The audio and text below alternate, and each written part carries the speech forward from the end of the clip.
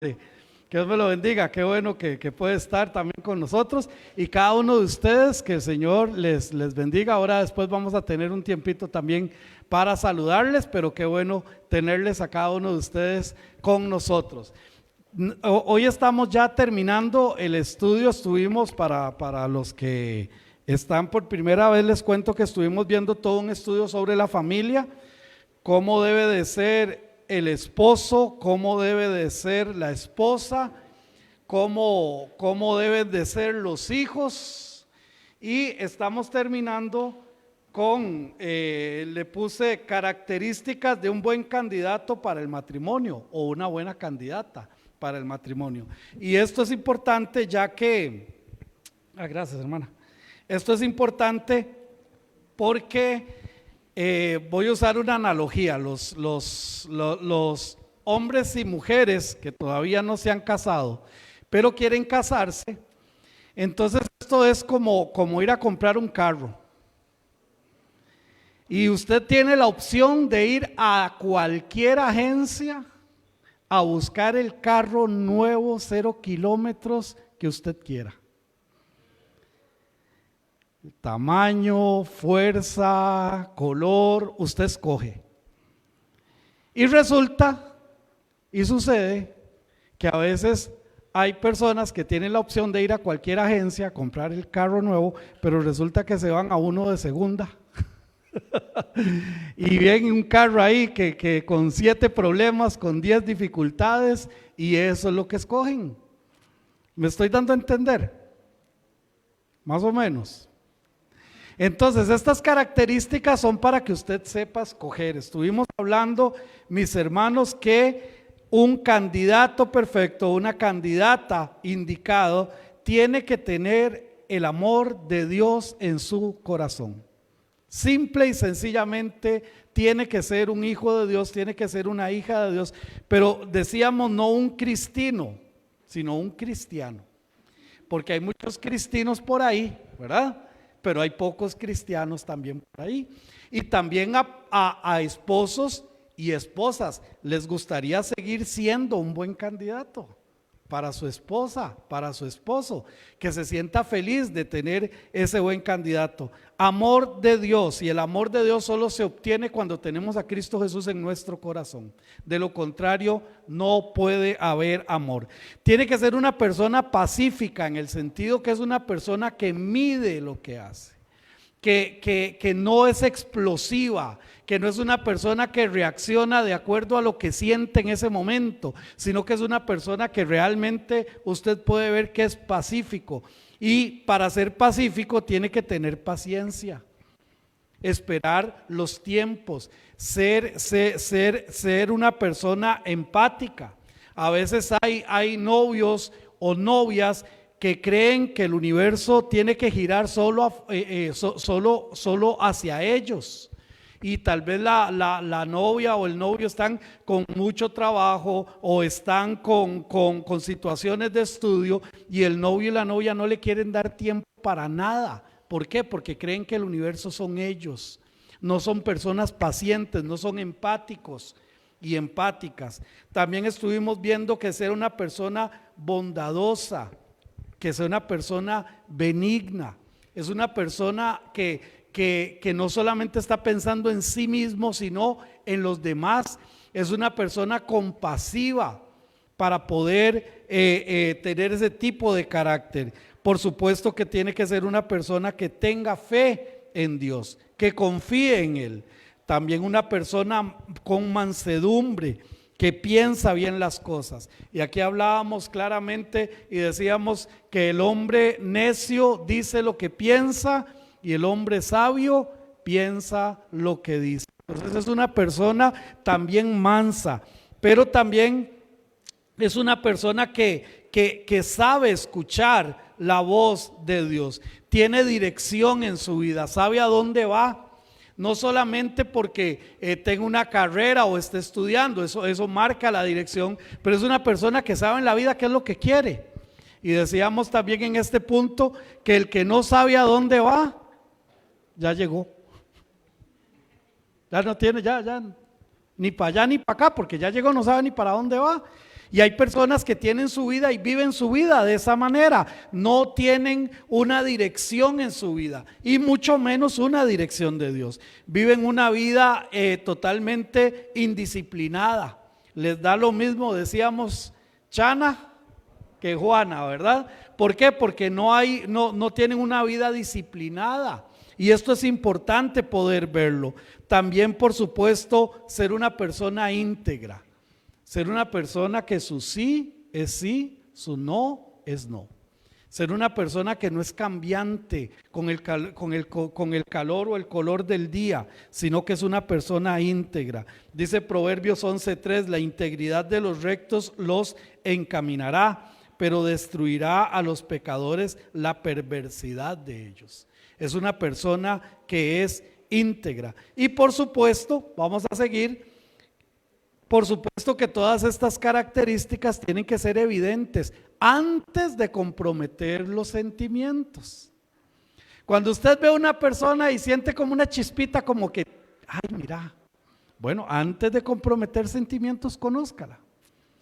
Vea cómo trata a su familia, vea cómo es en su trabajo, vea cómo es en la iglesia, si es una persona que le sirve al Señor, que ama al Señor. Después de que usted vea esas características y pueda analizarlas, comprometa los sentimientos. ¿Por qué? Porque cuando lo hacemos al revés, por los sentimientos, pensamos que vamos a obviar muchas de estas señales.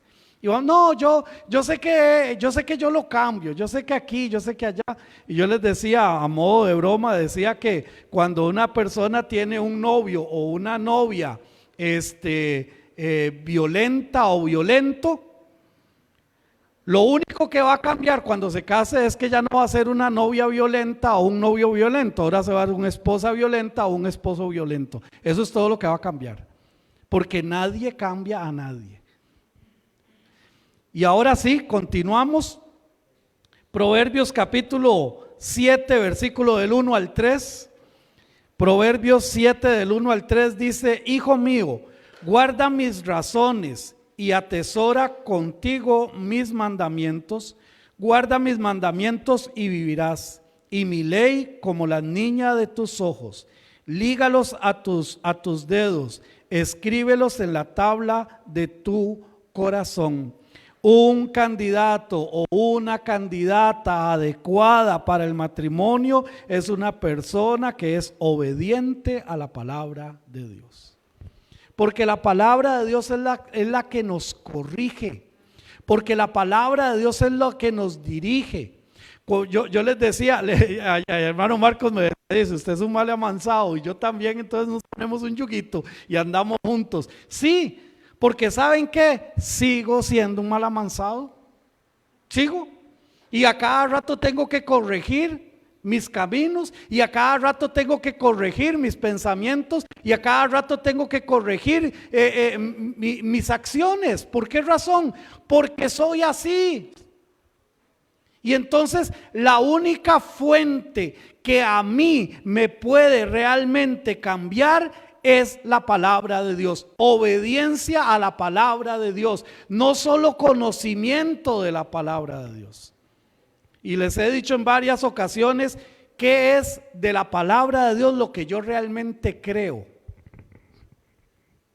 Porque yo puedo conocer mucho, pero qué es lo que yo realmente creo de la palabra de Dios, es lo que estoy obedeciendo de la palabra de Dios. El resto es pura información. Ah, sí, yo sé que esto, sí, yo sé que esto, yo sé que la oración es importante porque es orar con Dios, y yo, todo eso yo lo sé, es información, pero estoy orando. Ah, no, yo sé que es importante el estudio de la palabra de Dios para conocerle a Él y todo el asunto. Eso es información, lo estoy creyendo. ¿Cuándo yo lo creo? Cuando empiezo a estudiar la palabra de Dios. Ahí es donde empiezan las diferencias. Entonces, hermanos, la persona que es obediente a la palabra de Dios es la persona que está siendo corregida por la palabra de Dios. Y todos debemos de ser corregidos por la palabra de Dios. Dice Santiago 1:22, pero sed hacedores de la palabra y no tan solamente oidores. Y dice algo muy interesante: engañándoos vosotros mismos. Dicen por ahí que no hay peor ciego que el que no quiere ver. Pero no hay peor persona que la que se quiere engañar a sí mismo. Voy a ir a X lugar a comer y yo sé que no tengo plata, entonces ¿para qué me voy a engañar? Y voy a ir y voy a hacer y no hay plata, ¿para qué se engaña? ¿Me doy a entender? No, nos auto boicoteamos.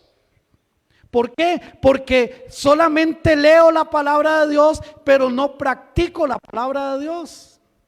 Eso es como cuando alguien, recuerdan, bueno, en mi caso recuerdo mucho la pastillita aquella, la Focus, que era para el dolor de cabeza, la Focus, ¿ok? O la Exol para los más viejitos. Pero usted puede tener mucho dolor de cabeza y puede andar la Exol o puede andar la Focus ahí en la bolsa y usted sabe que es efectiva para el dolor de cabeza y que si usted se la toma se le quita el dolor de cabeza, pero mientras no se la tome va a continuar con el dolor de cabeza. La palabra de Dios tiene que ser algo que a nosotros nos corrige, pero que es algo que nosotros tenemos que utilizarla. Por mucho que yo agarre la Focus y me la ponga así en la frente, no me va a hacer nada. O por mucho que yo lea Focus, no me va a quitar el dolor de cabeza. La palabra de Dios no solamente es para leerla, es para tragársela. Decía un misionero, el hermano Goulding, el hermano Walter Goulding padre, que murió de 104 años. Él decía una frase en el seminario, decía: meta su cabeza en este libro para que este libro se meta en su cabeza. Nada ganamos siendo oidores de la palabra de Dios si no somos hacedores de la palabra de Dios. Y un candidato correcto o una candidata correcta se le va a ver si realmente es un conocedor y es un seguidor de la palabra de Dios. Por supuesto que esta mujer debe de ser amante de la sabiduría. Salmo 111, 10. Salmo 111, 10 dice: el principio de la sabiduría es el temor de Jehová. Buen entendimiento tienen todos los que practican sus mandamientos. Su loor permanece para siempre. Buen entendimiento tienen todos los que practican sus mandamientos. Pero a veces los que practican los mandamientos del Señor son los menos populares. Porque no andan por aquí, porque no andan por allá, porque no hablan de este modo, porque no practican estas cosas. Y entonces son los menos populares. Pero dice la palabra del Señor, no lo digo yo. Dice la palabra del Señor: buen entendimiento tienen todos los que practican sus mandamientos. Porque eso es lo que Dios quiere. Verdaderamente personas que consideren el valor de la sabiduría. Personas que un sabio es el que sabe qué hacer con la inteligencia. Porque a veces queremos confundir la inteligencia con la sabiduría. Hay gente que es muy inteligente pero no es nada sabia. Entonces la sabiduría es eso que guía, eso que usted conoce. Y yo les he dicho el refrán aquel que escuché en una ocasión, que decía que el hombre inteligente sabe cuándo dar el siguiente paso. Y yo le añadí esto: y el hombre sabio permite que sea Dios quien dirija el pie. No solamente saber cuándo dar el paso, sino hacia dónde dar el paso. Es importante que ese candidato o esa candidata ame realmente la sabiduría. Salomón pidió sabiduría cuando era joven. Allá en Proverbios, por ejemplo, 9, versículos 8 y 9: no reprendas al escarnecedor para que no te aborrezca, corrige al sabio y te amará.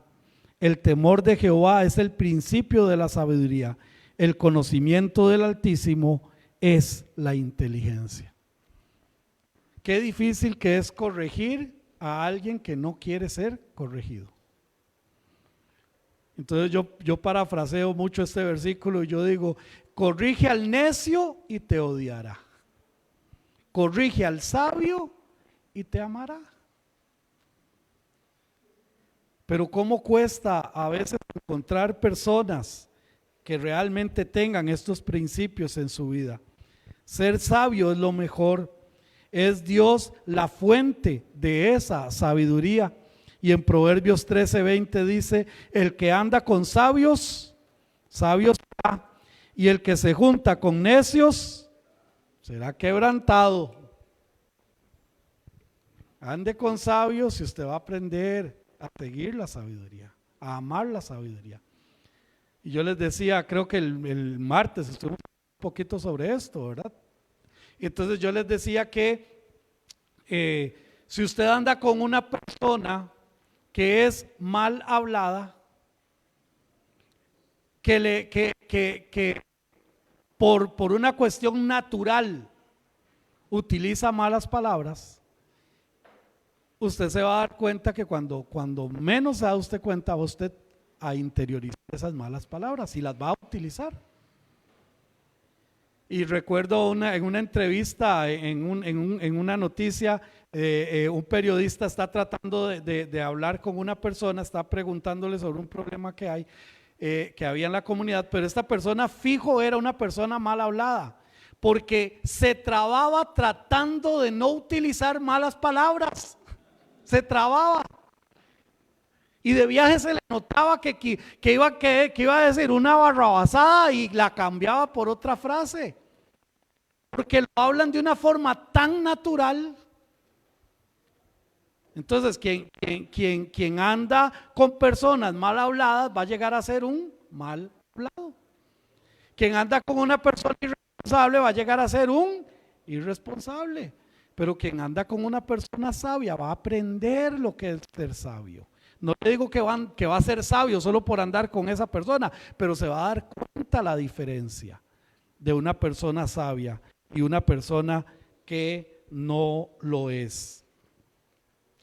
Por último, mis hermanos, de nada sirve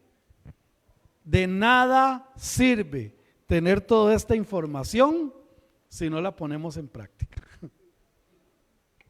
Y usted dirá: ay, es que aquella muchacha es tan bonita, ay, es que aquel muchacho es tan bonito. Mire, no se estrese. Ya les he dicho, en 40 años todos vamos a ser feos. Ninguno va a quedar tan bonito como cuando tenía 20 o 30 años. No se deje engañar. Por más botox, por más cirugías, mire, pueden hacer lo que quieran, ¿verdad?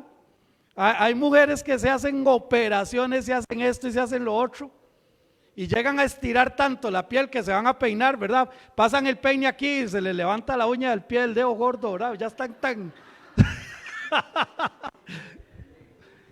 y de un pronto a otro van a quedar igual de feas. O sea, ¿cuál es el problema de ser feo? Por eso, si usted conoce a una muchacha que es feíta, pero tiene estas características, adelante. Y si conoce a un muchacho que es feíto, pero tiene estas características, dele camino. Todos van a llegar a ser feos. La ventaja de mi esposa es que se casó conmigo siendo feo ya. Entonces, ya no tiene que esperar ese proceso, ya tiene un esposo feo.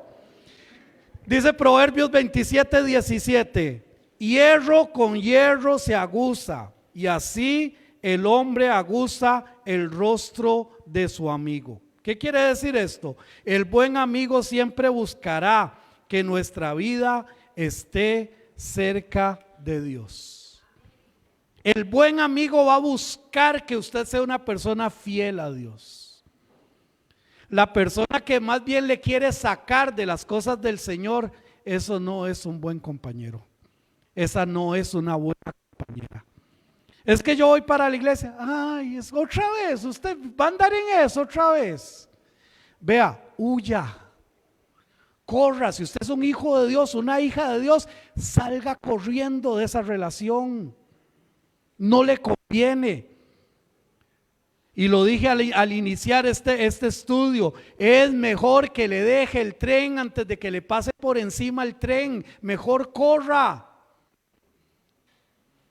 Si es una persona que no quiere honrar a Dios, si es una persona que Dios no es su prioridad, si es una persona que no le interesan las cosas del Señor, corra de esa relación, no le conviene.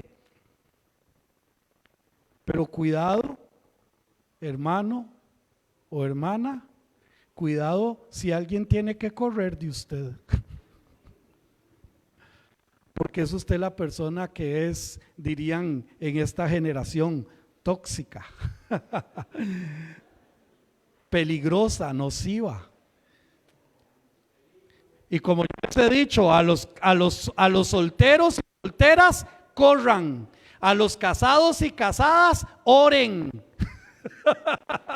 Y pídale a Dios que Dios haga una transformación en el corazón de su esposo o en el corazón de su esposa. Pero, hermanos, no olvidemos entonces estas características cuando alguien te llame la atención. Primero empiece a buscar estas características. Ve a ver si tiene realmente el amor de Dios. Ve a ver si es una persona pacífica o más bien altanera. Ve a ver si es una persona explosiva o más bien una persona paciente. Observe si es una persona bondadosa. Ve a ver si tiene benignidad, si tiene fe, si tiene mansedumbre, si su vida está siendo dirigida por Dios, si es disciplinado, si es íntegro, si es obediente a la palabra de Dios y si es amante a la sabiduría.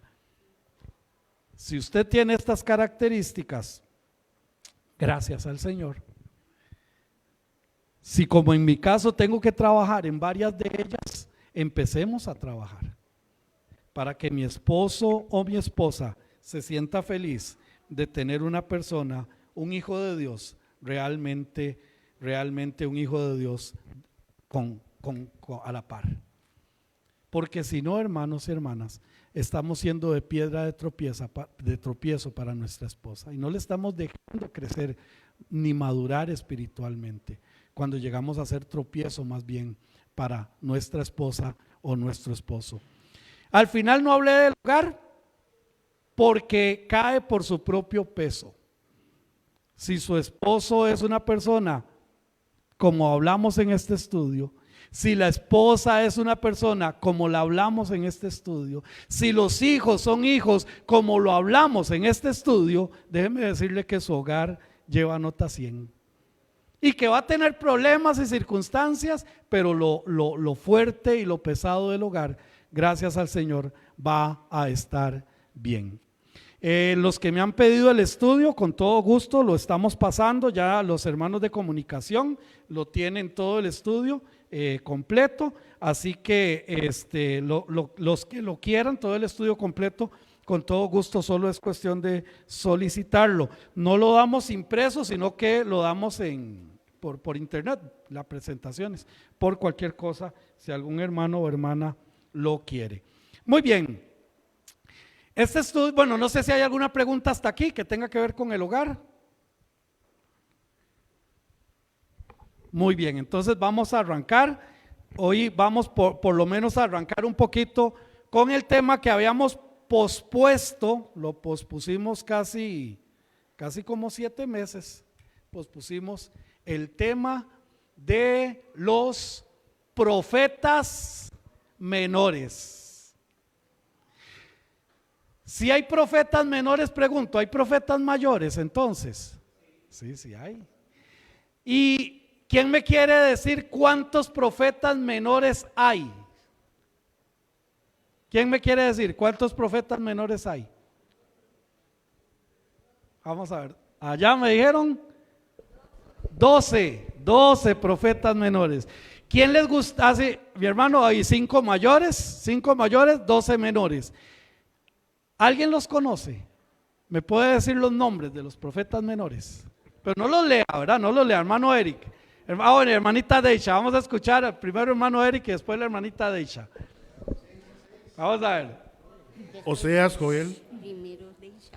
Sí, está bien, hermano. No, está bien, hermanito Eric y luego hermanita Deisha. Oseas, Joel, Amós, Abdías, Jonás, Miqueas, Nahum, Habacuc, Sofonías, Ageo, Zacarías y Malaquías. Perfecto, mi hermanita Deisha, ahí va.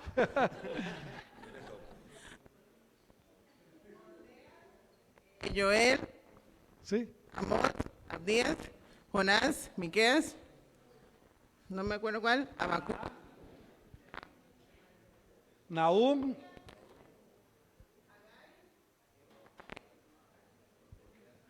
Me lo dejo en hebreo. Y Malaquías. Ok. Le faltó Nahum. Nada más. Le faltó Naaman, no. Le faltó Nahum. Ok, muy bien. Vamos a empezar con este estudio de los profetas menores. Y les he dicho, mis hermanos, que los que están estudiando el periodo de los reyes, en los martes, vamos a hacer un complemento aquí riquísimo para poder entender un segmento de la palabra de Dios que muchas veces le pasamos de lejos, porque hay mucha historia, porque tiene muchos nombres raros, porque no nos llama mucho la atención, y entonces son periodos históricos en la palabra de Dios que van quedando de lado. Y al final, recuerden que la palabra de Dios es un compendio de 66 libros y que todos son importantes y todos podemos sacar enseñanzas para cada uno de nosotros. Esta entonces es la última división en el Antiguo Testamento. Tenemos 5 divisiones en el Nuevo Testamento y 5 divisiones en el Antiguo Testamento. ¿Cuál es la primera división que tenemos en el Antiguo Testamento? Los libros de la ley.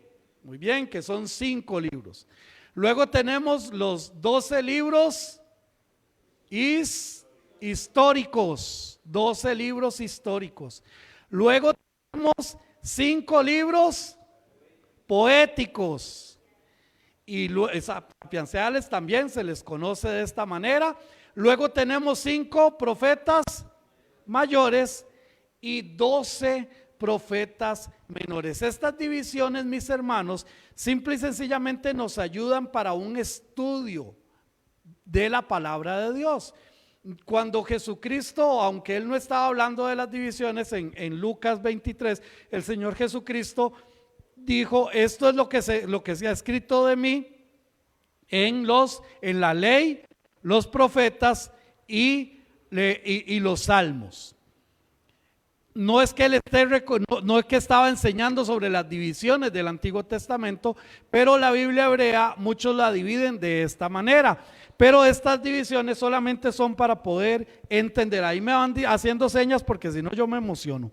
Estas divisiones son propuestas entonces para estudiar la palabra de Dios y tener una mayor claridad en cuanto al estudio. En el Nuevo Testamento encontramos una reseña cómo los judíos lo dividen, que es lo que hablaba ahorita en Lucas capítulo 24, versículo 44. ¿Quién lo quiere leer, por favor?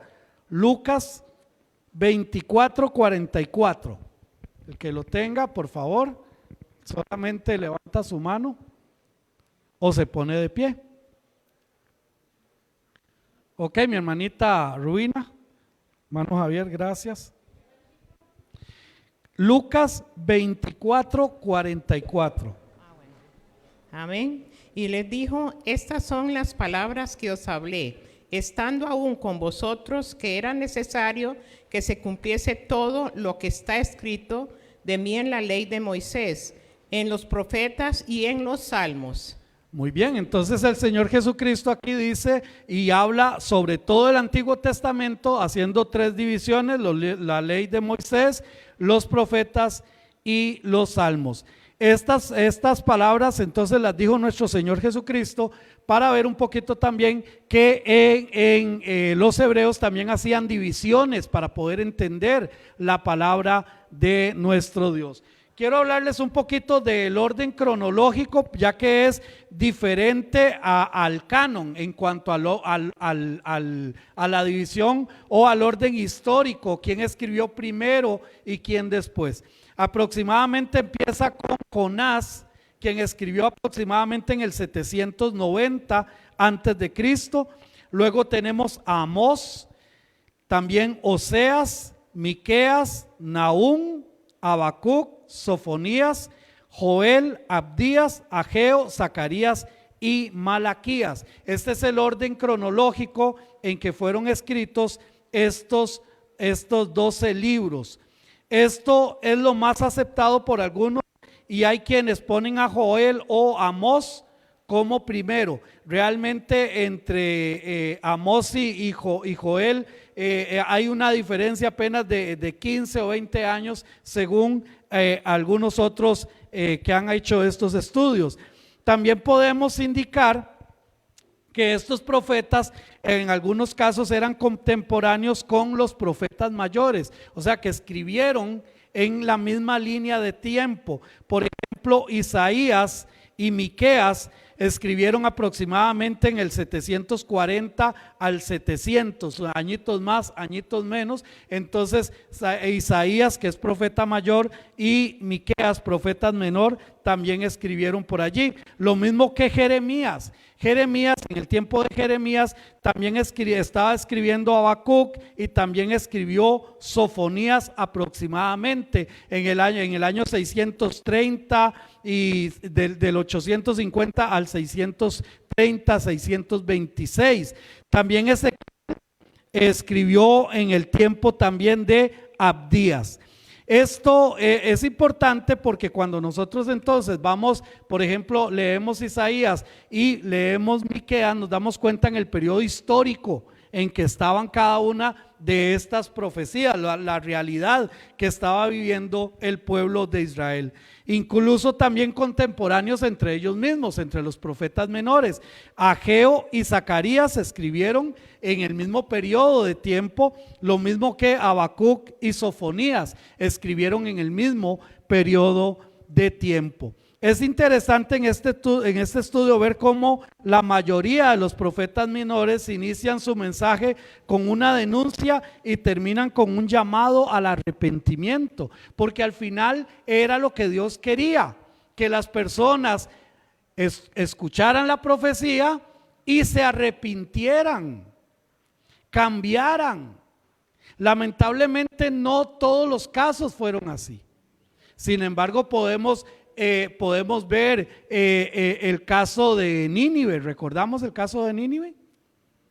Que es la primera vez y única vez en que incluso a los animales se les pone a hacer ayuno, solicitando a Dios el perdón. Y hubo arrepentimiento. Pero sin embargo también vemos que más o menos unos 150 años después aproximadamente cae Nínive porque se arrepintieron por un tiempo, pero después siguieron con lo mismo. Es interesante ver que en este periodo histórico de los profetas en general, Dios mandó a sus profetas para pedirle al pueblo que cambiara de dirección. Él no mandó a su profeta para decirle mañana, ahora ya mañana ustedes van a recibir este castigo, van a recibir esta reprensión. No, siempre el mensaje es: si ustedes no se arrepienten va a pasar esto. Si ustedes no cambian va a pasar esto otro. Es interesante ver que el periodo de los profetas fue exactamente eso. Y estamos viendo en el estudio de los reyes que hubo un tiempo en Israel, reino del norte, y en Judá, reino del sur, hubo un tiempo sumamente oscuro, donde los reyes eran malos, donde hubo incluso una ligadura entre familias con el reino del norte y el reino del sur. Y era un tiempo oscuro para el pueblo de Israel en general. Pero resulta que en ese tiempo Dios mandó a sus más grandes profetas para hablarle, para decirle: ustedes necesitan cambiar de dirección. Y es muy interesante ver en los profetas menores cómo arranca con un llamado de atención, pero cómo termina con un llamamiento. ¿Por qué? Porque mis hermanos, nuestro Dios es como nosotros como padres. Muchas veces nosotros no queremos castigar a nuestros hijos y entonces les advertimos antes del castigo y les decimos lo que va a pasar antes del castigo, pero no queremos castigarles.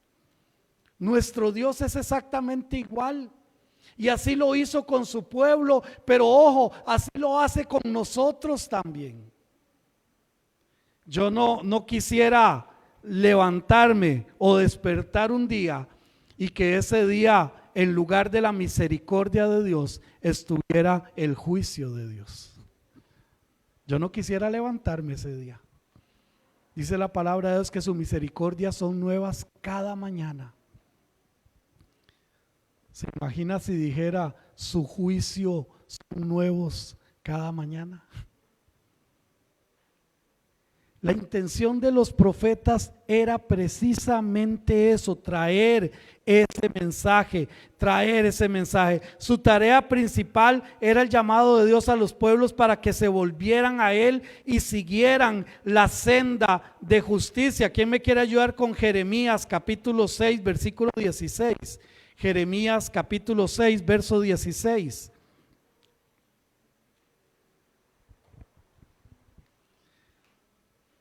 Un llamado también a nosotros, ¿por qué no? Ya se me está yendo el tiempo. 5 minutos, gracias. Jeremías capítulo 6, versículo 16.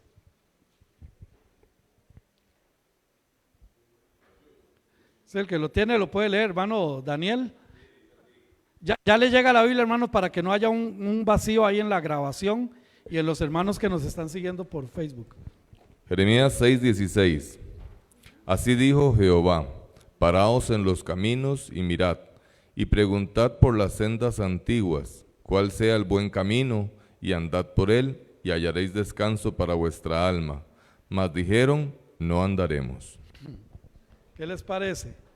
Dios mandándole a decir al pueblo, a su pueblo, en boca de Jeremías, dice: así dijo Jehová.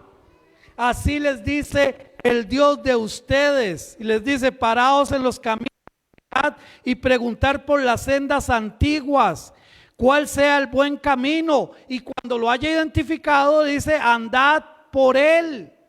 Y cuando ustedes hayan andado por él, dice el Señor, y hallaréis descanso para vuestra alma.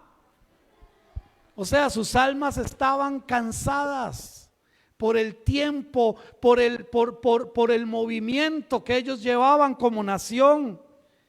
Pero dice la palabra de Dios: mas dijeron: no andaremos. Mis hermanos, no creamos que somos muy diferentes nosotros. ¿Cuántas veces el Señor nos habla a través de su palabra y nos dice: no es por ahí, no ande por ahí? Mejor devuélvase, mejor busque el camino de justicia, mejor busque el camino de rectitud, mejor obedezca, mejor humíllese. Pero ¿cuántas veces nuestra respuesta es exactamente la misma? No andaremos. Y es lamentable esto. Sus mensajes eran dirigidos, por ejemplo, al reino del norte, las 12 tribus, al reino del sur, las 2 tribus, pero también a los pueblos gentiles. ¿Por qué? Porque ellos estaban inmersos en la historia de Israel. Tenemos profecías. ¿No es cierto que Jonás, a cuál de las tribus de Israel fue Jonás? ¿Ah? ¿No? ¿A quién le predicó Jonás? De los asirios. Y diciéndole a los asirios, un profeta de Dios, del pueblo de Israel, vaya. Porque también ellos eran parte de la historia. Pero mis hermanos, ya estoy por cerrar con esta introducción. Vamos a seguir. Mis hermanos, Dios siempre quiso y siempre ha querido dar el mensaje antes que el juicio. Y si usted está esta mañana aquí, no es por casualidad. Debemos de interiorizar y pensar: ¿será que Dios me está hablando a mí? dándome el mensaje antes que venga el juicio. La próxima semana voy a hacer una pregunta y la próxima semana el que la tenga me la puede responder. ¿Cuál es la diferencia entre un profeta y un sacerdote o un juez? La próxima semana lo vamos a ver. Les doy el tiempo para poder continuar con el acto cívico y el culto especial que tenemos para hoy. Así que el Señor me los continúe bendiciendo, mis hermanos.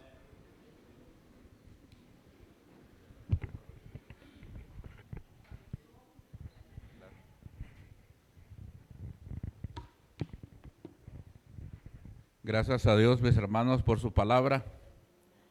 Y antes de entrar al periodo de la oración de unos por otros, como estamos en un culto especial, ahí se me salió un poco la vena poética. Y quiero, antes de entrar a la oración, quiero compartir un pequeño mensaje para ustedes. El poema se llama Ayúdanos a tener. Señor, ayúdanos a tener la fortaleza para que podamos poner las manos en el arado y sigamos siempre hacia adelante. Que el Señor nos ayude a tener la suficiente humildad para que podamos mirar hacia atrás y que no se nos olvide de dónde nos sacó el Señor. Que nos dé la suficiente sabiduría para que cuando